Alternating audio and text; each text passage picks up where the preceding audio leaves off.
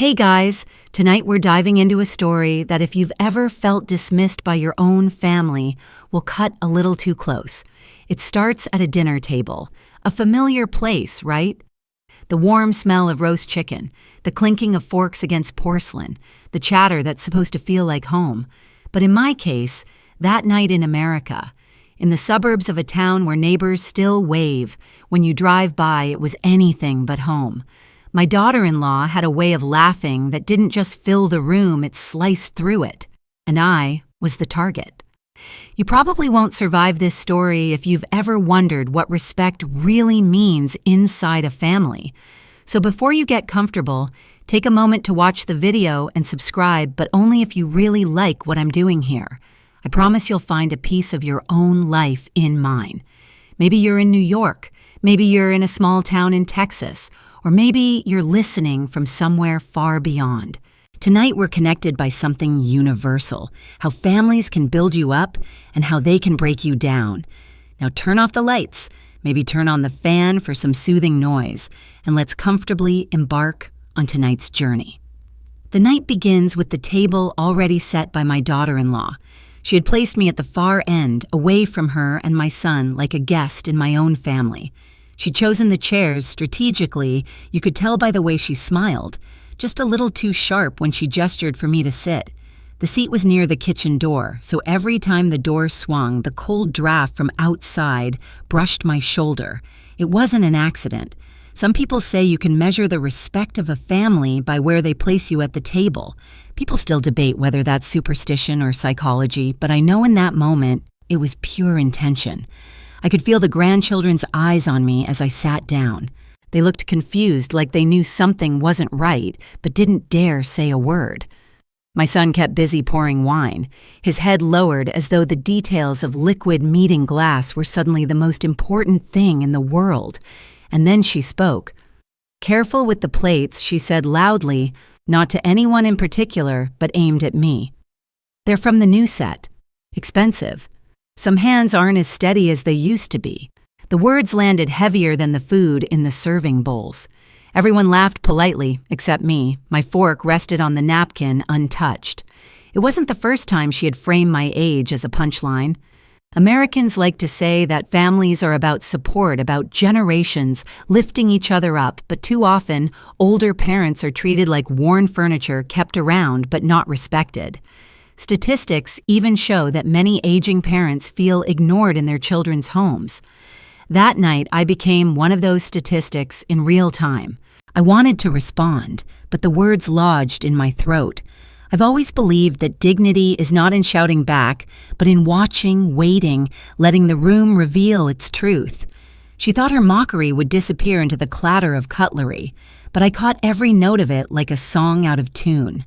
Dinner carried on with small talk politics, work updates, the children's grades, but every time she addressed me, it came wrapped in condescension. She asked if I could chew the steak or if she should get me something softer. She asked if I understood the story my grandson told about his school trip, or if it was too modern for me. The cruelty wasn't in the words alone, but in the pauses she left afterward waiting for laughter. And yes, she got it. My son chuckled nervously each time his shoulders stiff. He had married not just a wife, but an audience, and he played his role. You know, people say that in American households, the daughter-in-law often shapes the entire family dynamic. That's not always true, but in my home, she had taken control of the spotlight. She was the producer, the director, and she had cast me as the relic in the corner. It's funny, in a tragic way, how quickly the definition of family can turn into hierarchy. As I sat there, I thought of my own youth, the years I worked double shifts at the factory to keep food on this very table, the way I sold my prized record collection when my son needed tuition, the way I swallowed my pride when times were hard because I believed the future was worth it. And now that future sat across the table mocking the hands that had built it. Still, I made a decision that night. I wouldn't show her my anger, I'd show her my patience. Families in America often live by unspoken contracts. Respect your elders. Honor your parents, pass down your legacy. She thought the contract had expired, but I had something she didn't know. I held the pen that had written the final page. My will, tucked away with a lawyer she had never met, waited silently like a storm cloud. But before that moment would come, I had to endure the dinner. Every laugh, every jab, every smirk, and as cruel as it was, I let her have it. I let her believe she had won the room, because sometimes the sweetest revenge is not interrupting the performance, it's waiting until the curtain falls and the truth is revealed. I sipped the wine bitter on my tongue and thought about something I once read. Respect is like a bank account. You either deposit daily or you wake up to find it empty. That night, she overdrew the account, and she didn't even know it. The plates clattered, the silverware scraped, and conversation floated across the table. But underneath it all, there was a hum, like a low electrical current of tension no one dared name. I sat quietly, chewing slower than usual, not because my teeth couldn't manage the meat, but because silence often says more than words. In America, people pride themselves on saying what they think on blunt honesty. But families often live in that gray space where words go unsaid, where a nod can mean approval or contempt, and where silence can be louder than any outburst. I noticed my son's hands. He gripped the stem of his wine glass too tightly, his knuckles pale. He was trapped between two worlds, the wife he loved and the mother who raised him. People still debate whether marriage means shifting loyalties completely or whether children owe a permanent duty to their parents. That night, I could see the conflict written on his face. He didn't look at me when she joked. He didn't defend me when her words cut. He stayed quiet as if his silence could act as a shield. But silence isn't neutral. It sides with the loudest voice. My grandchildren, though, they were my little mirrors. They glanced toward me with eyes full of confusion. Kids notice more than we give them credit for. One dropped his fork and didn't dare pick it up until his mother gave permission, as though even gravity needed her approval. Another sat stiffly, darting looks between me and her like watching a tennis match where the ball was insults and the court was a family dinner table. She noticed my watching. That's the thing with people who thrive on mockery. They know when you see through them. "You're awfully quiet tonight," she said to me, her tone sugar-coated with the kind of politeness that's more insult than kindness. "I hope you're enjoying the food. It's quite a lot of work for me, you know, keeping everyone fed and happy. Not that I expect any help." A laugh followed hers, sharp others awkward. My son coughed into his napkin. I sipped my water, and inside I cataloged every word like an accountant recording debts. Inheritance laws in America may vary by state, but one truth runs through all: the owner of the estate writes the final script. She thought she was writing mine with her ridicule. She didn't realize I had already written hers with a signature on paper no one at that table had seen. My eyes wandered to the pictures on the dining room wall: family photos, holidays, birthdays, graduations. I was in many of them, always a step behind, a little off-center, smiling the way someone does when they're proud, but not the focus. Funny how a photo can capture both love and distance at once. I wondered what my grandchildren would remember of these moments. Would they remember their mother's laughter at my expense, or my stillness in the face of it? People still debate whether memories of humiliation fade or whether they root deeper than moments of joy. I knew which answer I believed. Between bites of chicken and spoonfuls of potatoes, I caught fragments of conversation about new vacations, about promotions, about mortgage payments. All the while, she sprinkled in comments that tugged at me. "We're thinking of renovating the kitchen," she said with her eyes sliding toward me, "though honestly, some of us might not even be around to enjoy it much longer." She smirked into her glass. I set down my fork. The clink echoed more than it should have. "See?" My son looked up, startled. For a second, I thought he might say something, just one word in my defense. But he swallowed it, whatever it was. His loyalty bent toward the easier silence. That's the burden of being a parent. You raise a child to be strong, but sometimes they use that strength to stand against you, or worse, to stand with someone else while leaving you behind. A cold draft brushed my shoulder again as the kitchen door swung open. I felt it more sharply this time, not because of the air, but because it reminded me of my placement at the table, tucked away, placed near the margins. The symbolism wasn't lost on me. Americans love to talk about equality, about everyone having a seat at the table, but sometimes the placement itself tells the truth. I took another sip of wine and let myself laugh quietly, not with her, not at her, but at the absurdity of it all. 3 jokes had already come to mind, little coping mechanisms to ease the sting. First, that maybe I should wear a fragile handle with care sticker to dinner.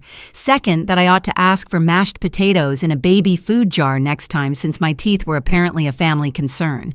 And third, that if being old made me invisible, maybe I'd use it to sneak dessert before everyone else noticed. Small jokes, private jokes, the kind that keep you sane while someone else tries to make you crumble. As the meal stretched on, I realized the power of observation. While she performed, while my son played his quiet role, while the grandchildren shifted nervously, I was the only one fully present. Every detail, the flicker of the candlelight, the scrape of her knife too harsh against the plate, the way she tilted her head like a queen in her castle became part of the story I was storing. This wasn't just dinner. This was evidence. And one day soon, that evidence would meet the words in my will. By dessert, the air was thick. She carried out a pie with exaggerated care, placing it in the center like a trophy. For those who can still handle sugar, she teased her eyes, landing squarely on me. I smiled, but not for her. I smiled for the future moment she didn't know was coming. The knock on the door, the briefcase clicking open, the lawyer clearing his throat. But for now, I stayed silent. Sometimes silence isn't surrender. Sometimes it's strategy. The sweetness of the pie filled the room, but it couldn't mask the bitterness that lingered on my tongue. Each bite felt like a performance, like we were all actors reading lines we hadn't agreed to rehearse. She smiled as she served the slices one by one, placing a bigger piece in front of my son than anyone else, sliding the thinnest sliver in front of me. It was subtle, maybe even unnoticed by the others, but I caught it. And I thought, isn't that the truth of life in families? Sometimes the ones who gave the most are the ones given the least when the spotlight shifts. I stared at that slice of pie small enough to vanish in 3 bites, and memories swelled up like a tide I couldn't hold back. I remembered nights decades earlier when I would come home from the second shift at the factory exhausted but determined. My shoes caked with dust, my hands cracked, my shoulders heavy. I'd walk into the kitchen where the smell of cheap coffee lingered, and I'd pull out whatever was left from dinner. Sometimes just a piece of bread, sometimes a cold drumstick, if I was lucky. I'd sit alone in the dim kitchen light, eating quietly, making sure my son had gotten the full plate at supper. That was the deal of parenthood. I gave up pieces of myself, so he'd never know what it meant to go hungry. Funny thing, though, sacrifices don't always get remembered. They get absorbed into the fabric of normalcy, invisible and unspoken. In America, we love the story of the self-made man, but behind every one of them is someone else who gave up nights, meals, and dreams. That was me. And now, as I poked at the smallest slice of pie, I wondered if he remembered. My daughter-in-law caught me hesitating, her eyes flickering with a satisfaction I recognized. She thrived on those tiny humiliations. "Oh, is it too sweet for you?" she asked with false concern. "We can get you some fruit instead." Laughter rippled again, shallow and uneasy. My son gave a thin smile, the kind you give to keep the peace. And I thought peace at what cost people still debate whether peace in a family means avoiding conflict or confronting it. I've come to believe peace bought at the expense of dignity isn't peace at all. It's surrender dressed in Sunday clothes.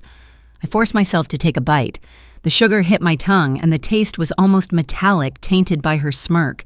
I chewed slowly, thinking about how much I had given up, like the house I mortgaged twice to put my son through college, or the pension checks I used to help them with their first mortgage when they bought this very house. I had given more than money, I had given trust. Trust that when my time came, I would be treated with the respect I had earned. But here I was, sitting as if I were the hired help, not the parent who made all of it possible.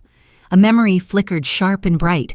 Years ago, when my own father lived with us, I had promised myself never to treat him like a burden.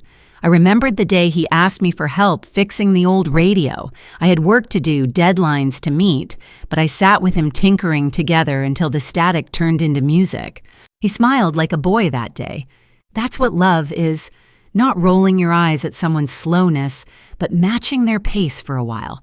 Yet here was my daughter-in-law, treating me as though my very existence slowed down the current of her perfect life. The grandchildren squirmed in their chairs. One leaned closer and whispered, "Grandpa, I like your pie piece better. Less makes it special." That innocent attempt at kindness cracked something in me. Not sadness, but a strange strength. Kids don't understand politics of families, but they sense the currents. And in that moment, I realized I wasn't powerless. I still had a say. Not through raised voices or insults, but through choices carved in ink, locked away with the lawyer who would soon arrive. I let my gaze drift to my son. He avoided my eyes, cutting into his oversized slice with forced cheer. He had forgotten the sacrifices, or maybe he had chosen to forget. Maybe it was easier for him to play the role of husband than son at that table. But I knew the truth deep down. He was scared. Scared that if he confronted her, their marriage would strain. Scared that if he defended me, he'd lose the harmony he craved. I almost pitied him, but pity is a dangerous gift. It can excuse too much. The pie plates were cleared. Coffee was poured. The children excused themselves, running off with the jittery relief of escaping a stage play. And still, she didn't stop. She leaned back in her chair, crossing her arms. "You know," she said, her voice casual, but loud enough to echo, "it's amazing how much time older people have on their hands. All that free time and nothing really useful to show for it. Imagine what we could do with that kind of time and money." That word money hung in the air, heavier than smoke. My son's eyes flickered. He tried to change the subject, but it was too late. She had revealed more than she intended. Her casual cruelty wasn't just about age. It was about value. She saw me as a ledger, a potential inheritance waiting to be tallied. That was when I knew for certain the sacrifices I had made were invisible to her, but they weren't erased. They lived in me, in my memories, in the choices I had already made. My will was more than paper. It was the last defense of my dignity, a reminder that I had power left. And I'll tell you something odd in some cultures. Inheritance isn't just money, it's objects of meaning. In parts of Appalachia, for instance, families pass down quilts sewn from scraps of old clothes, each patch holding memory and sacrifice. Those quilts are worth more than any check. I thought of that while sipping my bitter coffee. My inheritance wasn't just money. It was the life I had built, the sacrifices I had stitched together, and I would decide how it was remembered. As the coffee cooled and conversation turned hollow, I leaned back and let her laugh again, the sharp sound bouncing off the walls. She thought she was winning. She thought I was shrinking. But in reality, I was remembering every sacrifice, every long night, every forgotten kindness. And I knew this dinner was only the beginning, because the lawyer was coming, and with him, the truth. The room began to feel smaller as the night stretched on, the kind of claustrophobia you don't get from walls, but from words. My daughter-in-law leaned back in her chair, satisfied with herself, her laughter still hanging in the air, like smoke that refused to clear. I stirred my coffee slowly, watching the swirls of cream spread out like a storm pattern, and I thought storms always announce themselves quietly before the thunder breaks. That was what this dinner was, an announcement of something darker, something that had been growing for years beneath the polite surface. Inheritance. She had spoken the word without meaning to, but it slipped out like a thread from an unraveling sweater. I noticed the silence that followed. My son shifted in his seat, cleared his throat, and made a clumsy attempt to steer the conversation towards safer waters, talk of a neighborhood barbecue, of the kids' sports leagues, even the new grocery store that opened downtown. But the word lingered louder than anything else said that night.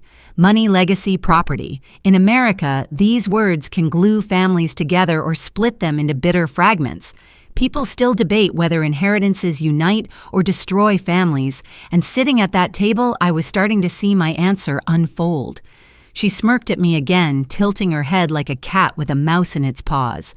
"Of course," she said, sipping her coffee slowly, "one day, all this will change hands. It's just the way of life. New generations take over old ones, fade away." Her words dripped with false sweetness, but the steel underneath was undeniable. She wanted me to feel irrelevant, disposable, like yesterday's newspaper. I kept my face neutral, but inside I felt something stir, not anger, but clarity. The clarity that comes when the pieces of a puzzle finally lock into place. She wasn't mocking me just for the sport of it. She was staking her claim, planting flags where she thought the ground would soon be hers. But she didn't know the terrain. She didn't know about the map I'd drawn in ink with my lawyer, a map that didn't lead where she thought it would. I thought back to my own parents, to the way they left behind their modest home in Ohio. We didn't fight over it. We cherished it. My siblings and I shared the memories more than the property itself, but times have changed. In modern America, families fight bitterly over estates, sometimes spending years in court. It's been said that probate court is less about money and more about revenge disguised as justice. I could see the seeds of that revenge sprouting at my table. The pie plates were still stacked at the edge, crumbs scattered like evidence.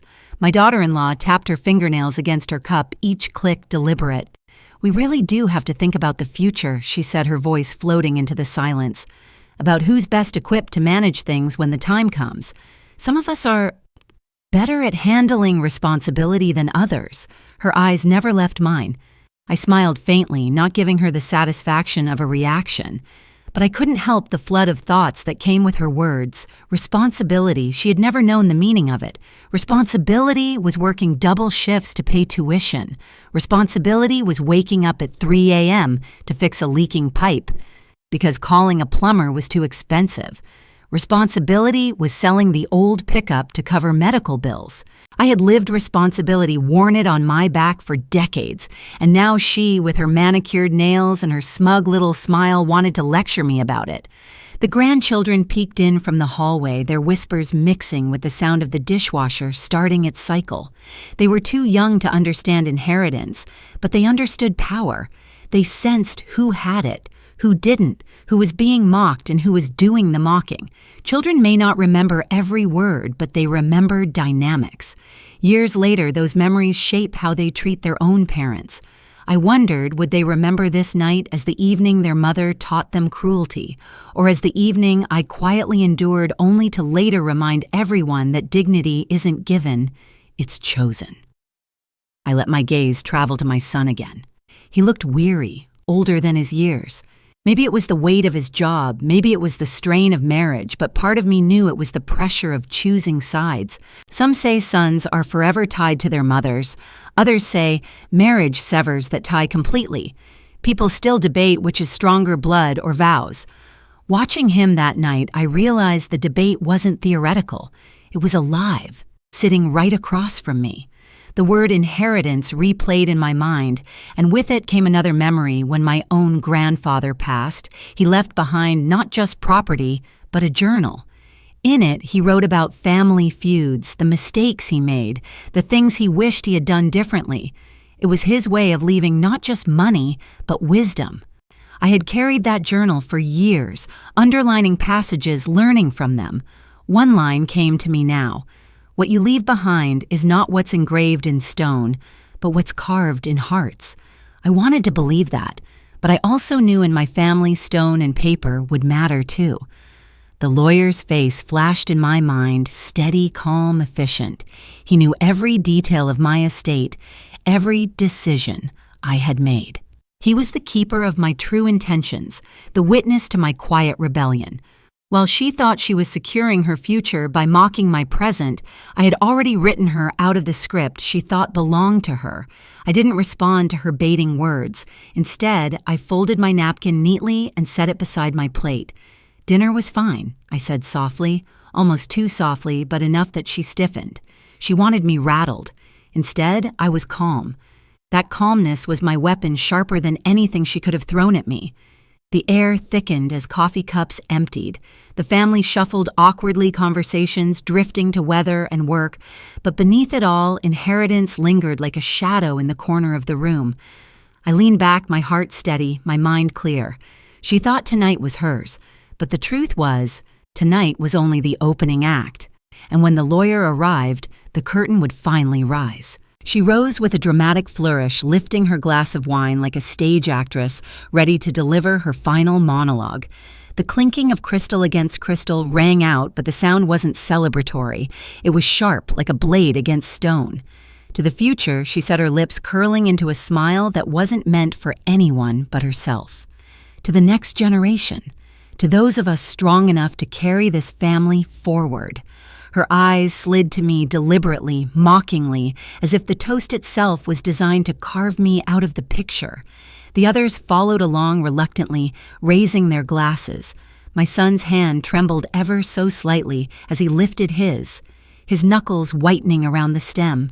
He didn't speak. He didn't have to. His silence was as loud as her laugh. The grandchildren looked confused again, lifting their cups of juice half-heartedly, unsure what they were celebrating. That's the cruel thing about these moments. Children don't understand the politics, but they feel the imbalance. They'll remember the awkwardness, the way the air grew heavy, the way their grandfather looked small even though he sat tall in his chair. I stayed still. I didn't raise my glass. Sometimes refusal is the most powerful gesture. Her smirk faltered for half a second before she covered it with a laugh. She thought she had silenced me, but what she didn't know was that I was already preparing my own toast, the kind that doesn't need wine, only paper ink, and the steady voice of a lawyer. Americans love their rituals: birthdays, holidays, Thanksgiving dinners. The toast is one of those rituals, a moment meant to unite. But like many rituals, it can be twisted. People still debate whether rituals reveal truth or disguise it. Tonight, it was both. Her toast revealed her hunger for control and disguised it as a celebration of the future. I looked down at the table at the crumbs of pie and the spilled droplets of wine and felt an odd calm settle over me. That calm wasn't surrender, it was a prelude. I remembered another moment long ago when I had stood in front of a crowd of workers during a factory layoff meeting. The bosses had said we were expendable, replaceable. I had stayed silent then, too, letting their words roll off me, but inside I had promised myself never to be erased without my own say. That night at the dinner table, her toast felt the same, a declaration that I was already gone. But I wasn't. Not yet.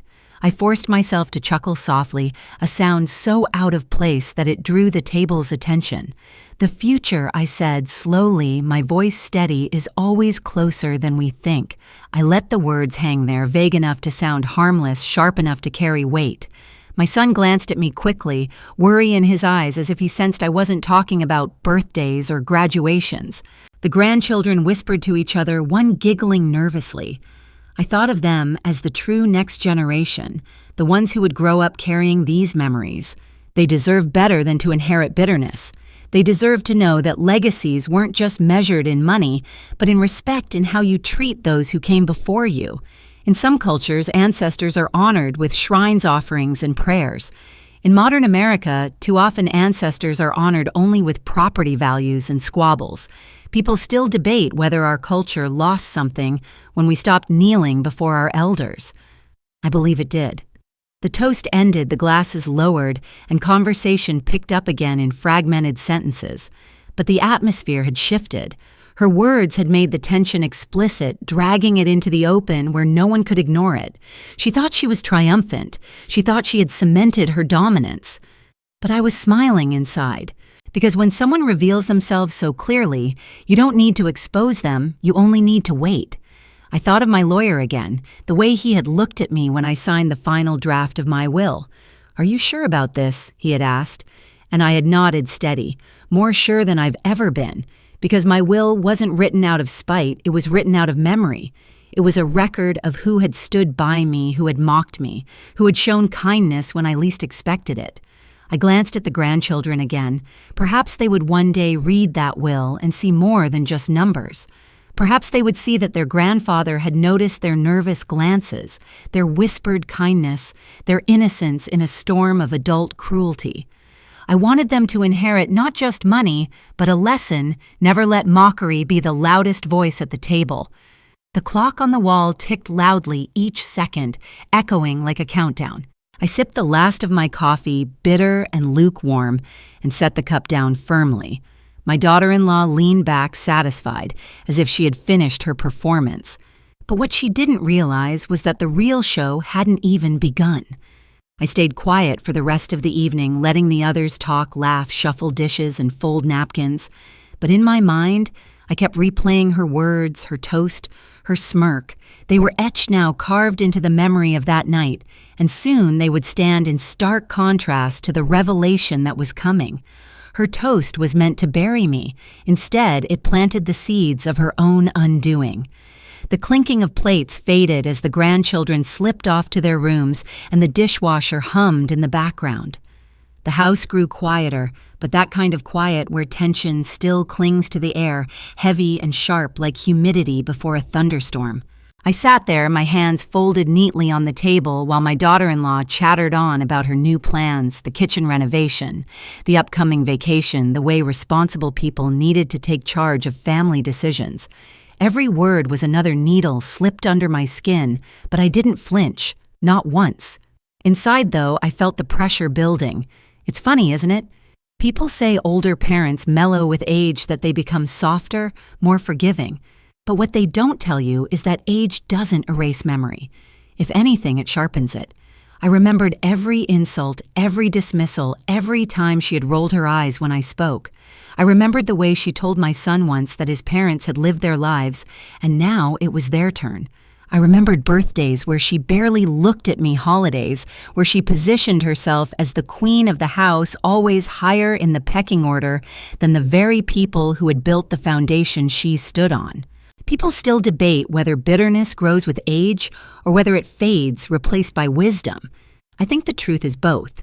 Wisdom teaches you when to let things slide, but it also teaches you when not to. And that night, as I sat at that table in America, with the smell of coffee still lingering and the clock ticking steadily above us, I knew this was not one of those times to let go. My son glanced at me once quickly, his eyes almost pleading, as if he wanted me to hold on just a little longer. He didn't know what was coming. None of them did. My will was already written, already sealed, already placed in the hands of someone far stronger than her sharp tongue. But what I hadn't decided until that moment was when to reveal it. I had thought I would wait weeks, months, maybe even years. But as she smirked again, making another comment about how things would run smoother one day, I realized patience had its limits. I stayed calm outwardly, my breathing steady, my face unreadable. Inside, though, I was already rehearsing what was to come. That's the thing about breaking points, they don't always explode in anger. Sometimes they harden you in silence. I thought of a strange fact I once read in a magazine while waiting at the doctor's office. In certain Native American traditions, the eldest members of the family hold the title of wisdom keepers. Their words carry authority that no one dares mock.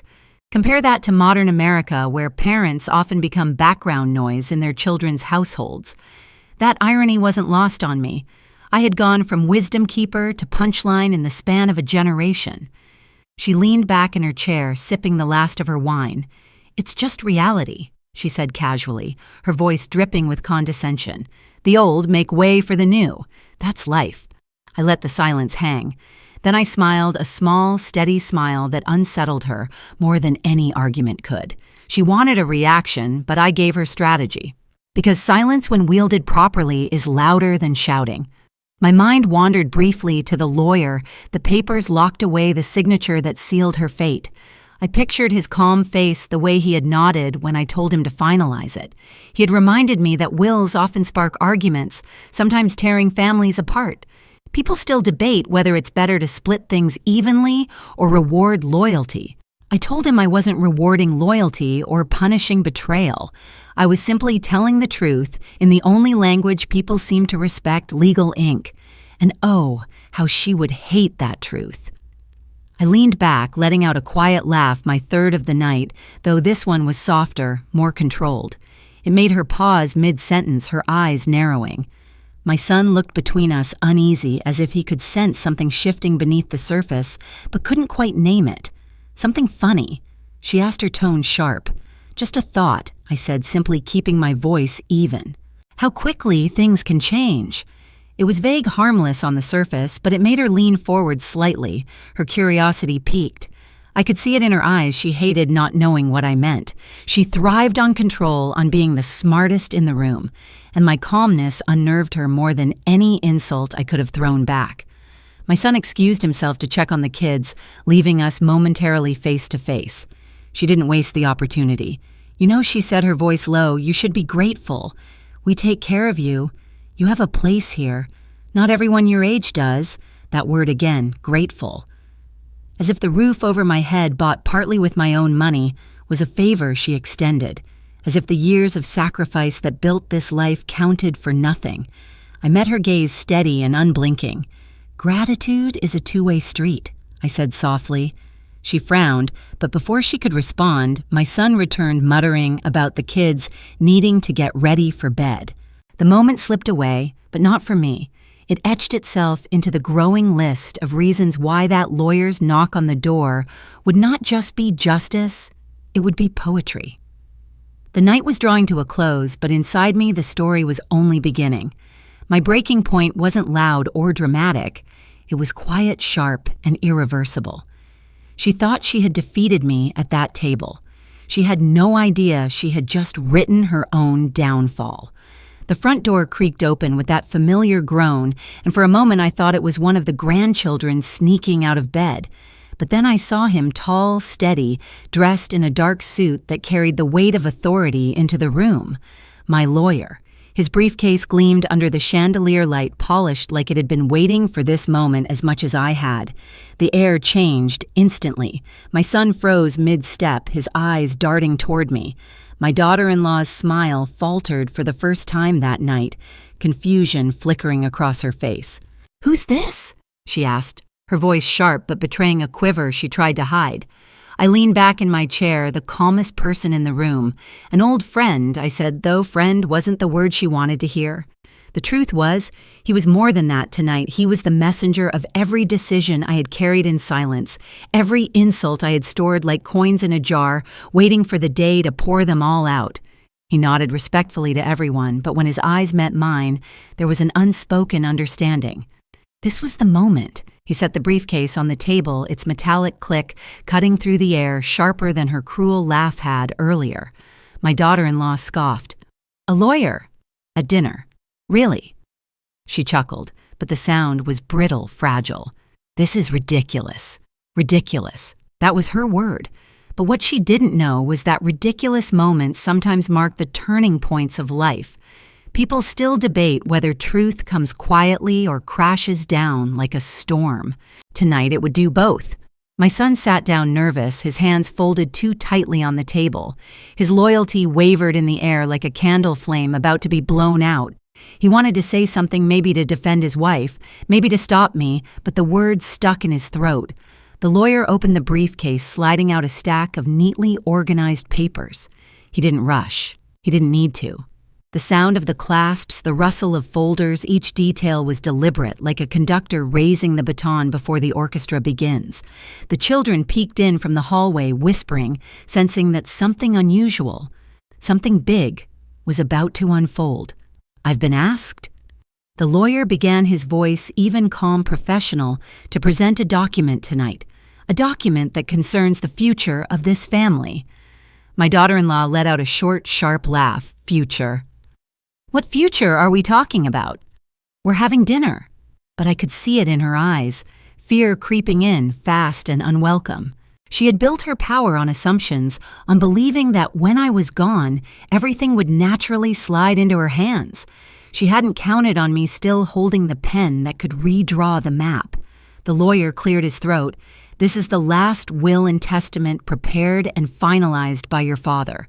His hand rested on the papers like they carried more weight than gold. "He has asked that it be read in your presence." The silence that followed was absolute. You could have heard the dishwasher hum from the other room, the ticking of the clock above us. My son's face drained of color. My daughter-in-law's smirk finally vanished. I sat forward slightly, my voice calm but steady. Yes, tonight felt like the right night. Her eyes darted to mine, wide with disbelief. "You can't be serious. A will now. That's insane." But it wasn't insanity. It was clarity. Inheritance in America is often a battlefield. Families tear themselves apart over houses, savings, heirlooms. Some say wills are the last love letters parents write to their children. Others say they're grenades disguised as gifts. People still debate whether it's better to leave everything divided equally or to reward those who showed true loyalty. I had made my choice long ago. The lawyer adjusted his glasses and began reading. His voice was smooth, deliberate, filling the room like a sermon. He spoke of my assets, modest but meaningful, the house, the savings, the land I had kept quiet about for years. He spoke of who would receive what, each line unraveling assumptions that had been built like a fortress around the table. And then came the part that mattered most. To my daughter-in-law, the lawyer read his tone neutral. I leave nothing save the memories of the times we shared. May they serve as a reminder that respect is more valuable than gold. The room cracked open in that moment. My son's eyes widened, flicking between me and his wife. The grandchildren gasped softly, their innocence colliding with adult drama. And my daughter-in-law, her face contorted, first disbelief, then anger, then something darker. The realization that her mockery had cost her everything. I didn't gloat. I didn't smirk. I simply sat there, calm, watching the storm I had quietly prepared finally break. The lawyer continued naming the grandchildren as beneficiaries, the true inheritors of my legacy. Their eyes lit up, not because they understood money, but because for the first time they saw that I wasn't powerless, that their grandfather still had a voice stronger than any cruel laugh at a dinner table. My son looked shattered. He wasn't cut out of the will. No, I had made sure he was cared for, but he saw the rift it created, the gulf between his wife's expectations and the reality she now faced. He buried his face in his hands, muttering something I couldn't catch. People say wills divide families. People still debate whether parents should use them to send messages. But in that moment, I knew mine wasn't a division, it was a declaration. A declaration that respect matters, that mockery has consequences, that silence is not weakness but preparation. The lawyer finished placing the papers back into the folder with the same deliberate calm he had arrived with. The room was quiet again, but now it was a different silence, not one of humiliation, but of revelation. My daughter-in-law finally spoke, her voice shaking with fury. You planned this. You waited for this. You embarrassed me in front of everyone I met. Her gaze steadily, my voice quiet. No, I reminded you. She blinked, her anger colliding with confusion, reminded me of what? That respect isn't given to the loudest voice in the room. It's given to the one who remembers. Her lips trembled, her face red with frustration. She wanted to lash out, to throw words sharper than knives, but she couldn't, because the truth was on the table now, written in ink, sealed in law. The lawyer closed his briefcase with a soft click, stood and nodded to me. It's done, he said simply.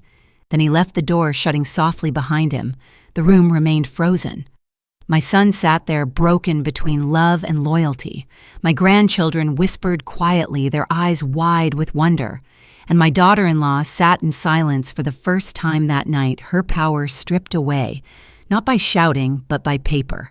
I leaned back, breathing deeply, feeling the weight lift off my shoulders. Tonight wasn't just about money or property. It was about reclaiming dignity. And dignity, once reclaimed, doesn't fade. The door clicked softly as the lawyer disappeared into the night, leaving behind a silence that was heavier than thunder.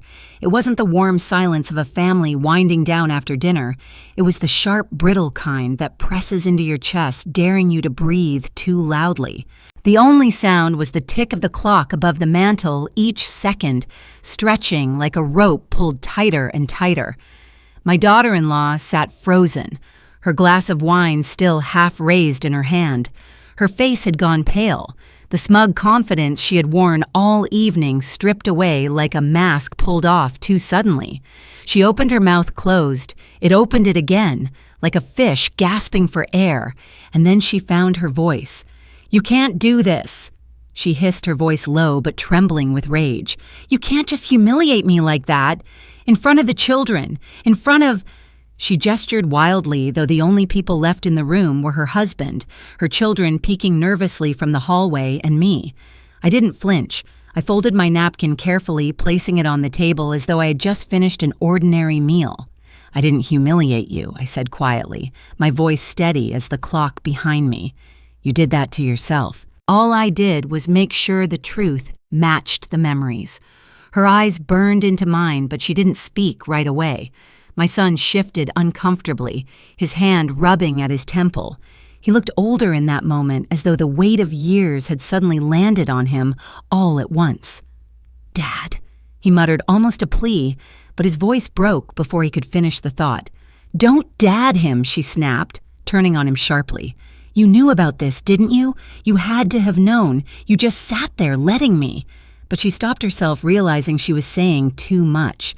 She hadn't expected the will to name names. She hadn't expected to be singled out, her entitlement exposed so openly. The children's wide eyes told her what she couldn't bear, that they had seen her lose, and that her power wasn't invincible after all. The lawyer's words still echoed in my mind. May they serve as a reminder that respect is more valuable than gold. That line had been my choice, and hearing it aloud had given me a strange sense of peace. Inheritance law in America is straightforward on the surface. Write your wishes, sign them, and they become binding. But beneath that, every will is also a message, a letter from the past to the future. People still debate whether wills should punish or reward, whether they should be tools of justice or simply instruments of practicality. For me, the answer had been simple. It had to be a message. My daughter-in-law slammed her glass down on the table, the sharp crack startling the grandchildren in the hallway. "So this is it. This is how you see me. After everything I've done, after everything I leaned forward, my voice calm but firm. "What have you done? Tell me. Remind me. Because all I remember are the words you've thrown like stones at every family gathering. All I remember is the laughter you carved into me when you thought no one else noticed. That's what I wrote into my will. Not money, not property, but the truth of how you treated me." She froze, stunned that I had said it so plainly. My son lowered his head, unable to meet my eyes. The grandchildren crept closer, too curious to resist the drama unfolding before them. One of them whispered just loud enough for us to hear Grandpa's "not weak." It was a child's simple observation, but it struck through the tension like a bell. She turned toward them sharply, her face hardening, but my son stopped her with a hand on her arm. "Enough," he said quietly. His voice was thin, but it was the first time all night he had drawn a line. Her mouth tightened into a thin line, but she didn't argue.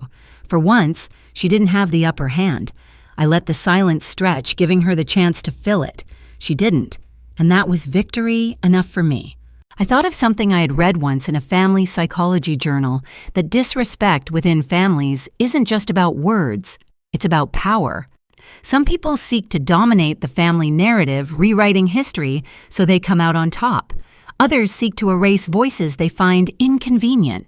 That had been her goal all along, to make me the ghost at the table, the background character in her play. But ghosts as stories remind us always come back. "You think this is about money," I said softly. "It's not. It never was. This is about what kind of family you leave behind. I won't leave behind one where cruelty goes unchecked." She laughed then, but it wasn't confident anymore.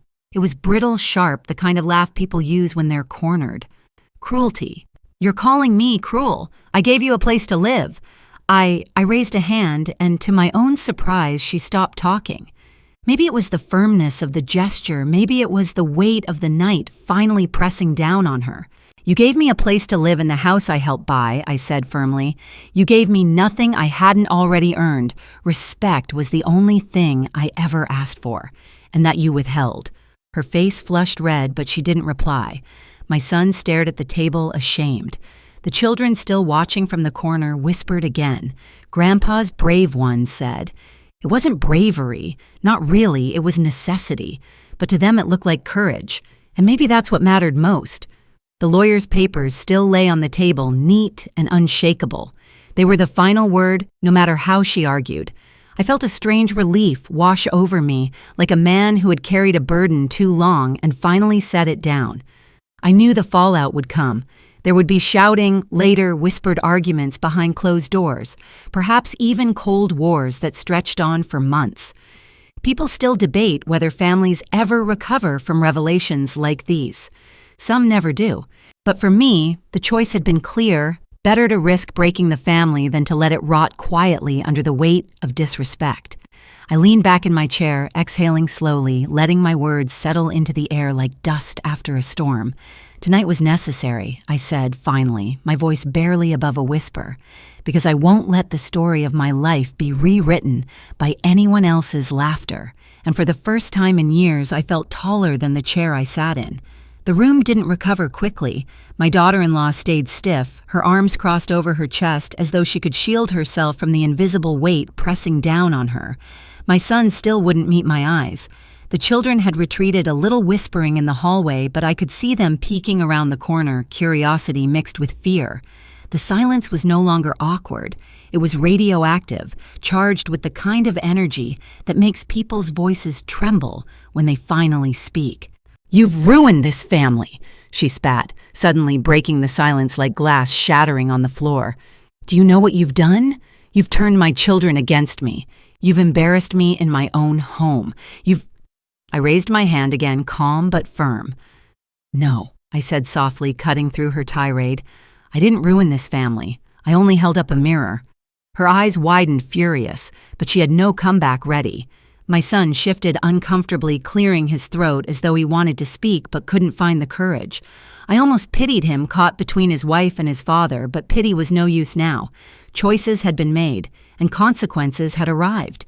People still debate whether families are broken from within or torn apart by outside forces. I've come to believe it's usually the former rot that begins in small dismissals in words, unchallenged in respect withheld, until it withers away completely. That rot had been spreading in my family for years, and tonight it was finally exposed under the harsh light of truth. I sat back watching her squirm. The power she wielded so easily just hours ago was gone, replaced by a desperate need to regain control. You think your little stunt with the lawyer fixes anything she demanded? It doesn't. You'll still sit here eating at my table. You'll still need me. The words stung, not because they were true, but because they revealed her belief that I was dependent on her, that she held the keys to my dignity. "Need you," I said evenly. "No, I've never needed cruelty. I've lived without it my whole life, and I'll keep living without it." For a moment, I thought she might throw her glass the way her hands trembled around the stem, but instead she slammed it onto the table again, spilling what was left of the wine across the wood. The stain spread quickly, red and ugly, a perfect metaphor for the damage she had done. My son finally spoke, his voice low, almost pleading. "Enough, both of you. Please. This is too much." His eyes were tired, and for the first time I saw the boy I had raised buried deep under the man who had chosen silence all these years. He looked broken, torn between love and loyalty, and I wondered if he realized that his silence had built this night as much as her cruelty had. The grandchildren edged closer again, their eyes wide. "Why is everyone fighting?" one asked softly. The innocence in that question pierced through the tension sharper than anything else. It was a reminder that they were watching, learning, absorbing. Children don't forget the first time they see the cracks in their family.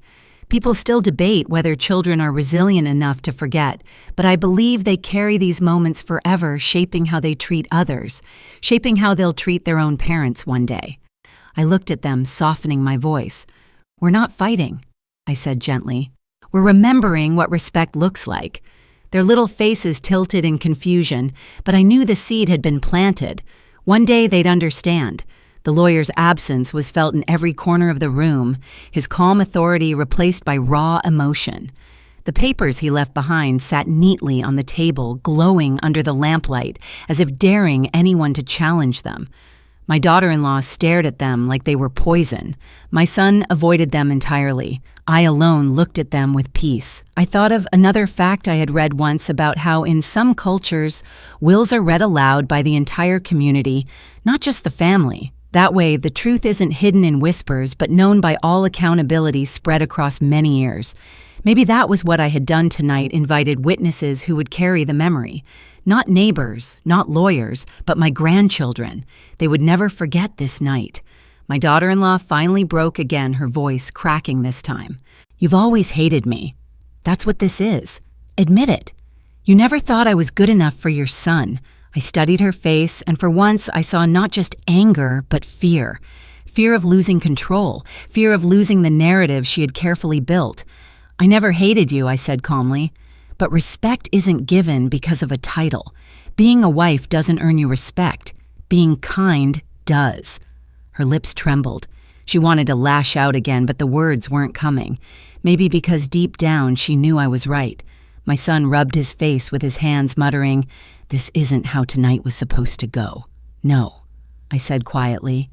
"It wasn't, but it's how it needed to go." The clock ticked louder as though agreeing with me. Each second was a reminder that time doesn't wait for reconciliation. Time forces decisions. Tonight had been mine. The grandchildren edged even closer, finally stepping into the room. One of them tugged at my sleeve, whispering, "Grandpa, can we sit with you?" I nodded, and they climbed onto the chair beside me, their little heads leaning against my arm. That simple gesture, the innocent loyalty of children, was more valuable than any property, any bank account, any inheritance. In that moment, I knew I had made the right choice. My daughter-in-law watched her face, a mask of frustration, but she couldn't stop it. Respect can't be forced, and now for the first time she was the one left on the outside. I stroked my grandchild's hair gently, my voice soft. Families survive not because of money, but because of memory, and tonight this family will remember. The silence that followed was no longer brittle. It was heavy, yes, but also final. The truth had been spoken. The will had been read. The balance of power had shifted, and no amount of shouting could undo it. And for the first time in years, I felt free. The night carried on like a house trying to breathe again after a storm. The dishes were still stacked in the sink, crumbs of pie and splashes of wine scattered across the table like relics of a battle. My daughter-in-law sat stiff in her chair, her face pale, but burning with quiet rage. My son had retreated to the corner of the room, his hands pressed to his temples, as if the weight of silence was heavier than any argument. The grandchildren nestled close to me, their little bodies warm against my side, and for the first time in a long while, I felt something I thought I'd lost: dignity. She finally spoke, her voice low and trembling. A whisper meant more for herself than for me. "You've turned them against me." I shook my head slowly, keeping my tone calm. "No, you did that when you forgot what respect looks like. Children don't need words to know who is kind and who isn't. They just feel it." She looked as if she might cry, but instead she pressed her lips together until they turned white. Pride has a strange way of eating people alive from the inside. People still debate whether pride is strength or weakness. Sitting across from her, I saw the truth. Pride is just fear in a fancier suit. My son finally lifted his head. His eyes were red, not from tears exactly, but from exhaustion. "I don't know how we move forward from this," he admitted. His voice cracked. "Everything feels broken." "It isn't broken," I replied gently. "It's just been revealed. The cracks were always there. Tonight you couldn't ignore them anymore." He swallowed hard, staring at the papers on the table. The will sat there like a monument, unyielding. He knew he couldn't erase it. Couldn't argue with it, couldn't soften it with silence the way he had softened his wife's cruelty all these years. For once, he was faced with the truth, written in ink, a truth that demanded recognition. The grandchildren shifted, sensing the heaviness of the room. One of them whispered, "Grandpa, are you leaving?" I shook my head, squeezing his little hand. "Not tonight. Tonight I'm right where I belong." And that was the heart of it. Belonging. For years, my daughter-in-law had tried to make me feel like an outsider in the very family I helped build. Tonight, I reclaim my place not as a burden, not as a relic, but as the root. And roots, no matter how much someone tries to chop them away, remain deep in the soil. The air was thick with everything unsaid. My daughter-in-law's anger simmered, but her power had crumbled. My son's guilt weighed heavy on him, but his silence had been exposed. The children's innocence remained untouched, and I held on to it like a lifeline. I thought of another fact I once read in some states: wills can be contested, dragged through courts for years, tearing families apart. People still debate whether legal battles over inheritance are about money or about something deeper. Love validation, the need to be recognized. For me, this will wasn't about punishment. It was about clarity. No court could erase the truth that had been spoken tonight. The clock struck 9, its chime echoing through the house. I rose slowly from my chair, my joints stiff, but my back straighter than it had been in years. The children clung to me, and I kissed the tops of their heads. Time for bed, I murmured, my voice soft. They didn't want to go, not while the air was still charged, but they obeyed, shuffling off toward their rooms. When they were gone, I turned back to the table. My daughter-in-law's eyes followed me like daggers, but she didn't speak. My son stood, his voice unsteady. "Dad, maybe we should talk. Alone." I nodded. We stepped into the living room, the glow of a lamp casting long shadows across the walls. He looked smaller somehow, as if years of avoiding conflict had finally caught up with him. "Why tonight?" he asked. His voice was both curious and wounded. "Because tonight I said she showed her hand too clearly. And you let her. If I had stayed silent, the children would have grown up believing that disrespect is normal. I won't leave that kind of legacy." He lowered his eyes, ashamed. "I thought I was keeping the peace." "You weren't," I said gently but firmly. "You were feeding the fire. Peace built on silence isn't peace. It's surrender." He nodded slowly, the truth cutting deeper than any accusation. People still debate whether children owe loyalty first to their parents or to their spouses. I didn't expect him to choose me over her, but I did expect him to choose what was right over what was easy. Tonight he hadn't, and he knew it. We stood there in the quiet, the hum of the refrigerator filling the space where words failed. Finally, he whispered, "I'll try to make this right."